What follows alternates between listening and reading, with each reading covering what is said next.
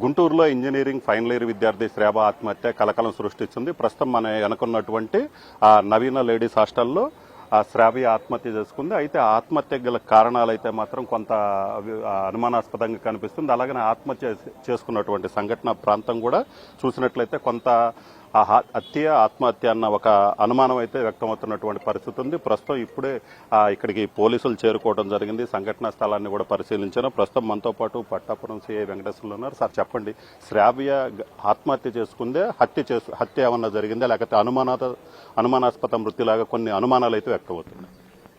ప్రస్తుతానికి ఇంతవరకు తెలిసిన సమాచారం మేరకు, మా దర్యాప్తు తేలిన మేరకు ఆత్మహత్యగానే కనిపిస్తూ ఉంది. సర్కమ్స్టాన్షియల్ ఎవిడెన్స్ కానీ ఆత్మహత్యగానే ఉంది. తదుపరి దర్యాప్తులో పూర్తిగా ఆధారాలు సేకరించాల్సి ఉంది. అంటే శ్రావ్య ఎలాగ ఆత్మహత్య చేసుకుంది? ఏదైతే ఆత్మహత్యకు సంబంధించి చూసుకున్నట్లయితే ఆ నోటికి ప్లాస్టర్ వేసుకోవటం కావచ్చు, ముక్కు క్లిప్ పెట్టుకోవటం, సో ఇవి చూస్తున్నట్లయితే కొంత అనుమానం వ్యక్తం అవుతుంది. అంటే ఇవి కాకుండా ఇంకేమన్నా పాయిజన్ తీసుకోవటం కానీ ఇంకేమన్నా ఇలాంటి సిమ్టమ్స్ ఏమన్నా మీరు గమనించారు? అవి కూడా దర్యాప్తులో తదుపరి పోస్ట్ మార్టంలో తేలాల్సి ఉంది. ఏదన్నా పాయిజన్ తీసుకున్నా అది పోస్ట్ మార్టంలో తెలియాల్సి ఉంది.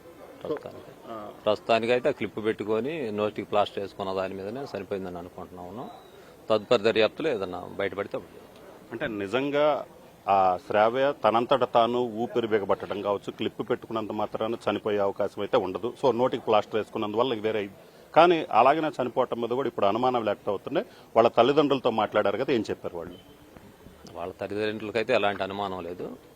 తదుపరి దర్యాప్తులో పోస్ట్ మార్టంలో కానీ తదుపరి దర్యాప్తులో కానీ ఇంకా వేరే వాళ్ళని విచారించిన దాని మీద కానీ నిజానిజాలు తెలియాల్సి ఉన్నాయి. సో వాళ్ళ రూమ్మేట్స్, శ్రావ్య రూమ్మేట్స్తో ఏమన్నా మాట్లాడటం జరిగింది? వాళ్ళు ఏం చెప్పారు సార్? వాళ్ళతో కూడా ఇంకా మాట్లాడలేదు. వాళ్ళు చెప్పిన దాని మీద కూడా వాళ్ళకు కూడా ఎలాంటి అనుమానం లేదు. సో ఈ సీసీ ఫుటేజ్, హాస్టల్ కాబట్టి సీసీ ఫుటేజ్ కూడా ఉంటుంది కదా, సీసీ ఫుటేజ్ పరిశీలించారు. మీకు ఏమన్నా అనుమానాస్పదంగా ఉన్నటువంటి సీన్లు ఏమన్నా కనిపించాయి? సీసీ ఫుటేజ్ చూసిన దాని మీద కూడా అనుమానాస్పద పరిస్థితులు ఏం కనిపించట్లేదు. 12:40కి అమ్మాయి ఏదో డెలివరీ పెట్టింది. ఆ డెలివరీ బాయ్ వచ్చి కింద డెలివరీ ఇస్తే ఆ పాపే వచ్చి తీసుకొని వెళ్ళిపోయింది. తర్వాత ఇంకా ఎవరు వచ్చినట్టు కూడా ఏమీ లేదు CC ఫుటేజ్లో.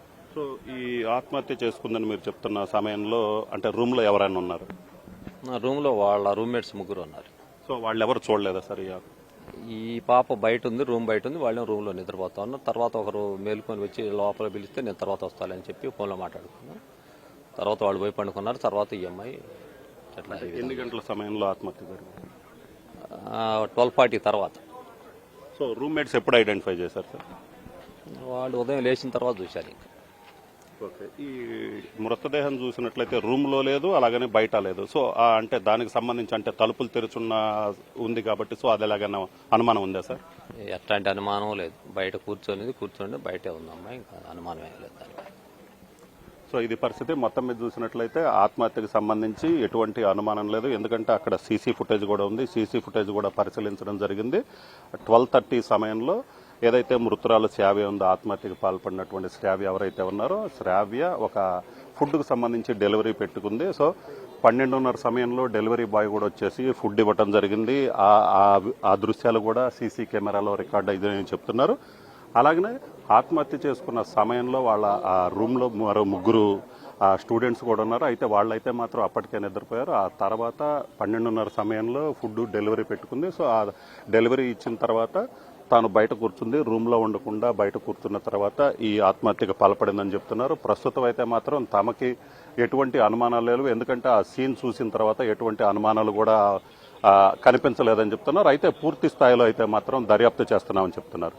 Cameraman మురళితో Ramarao, NTV, Guntur జిల్లా.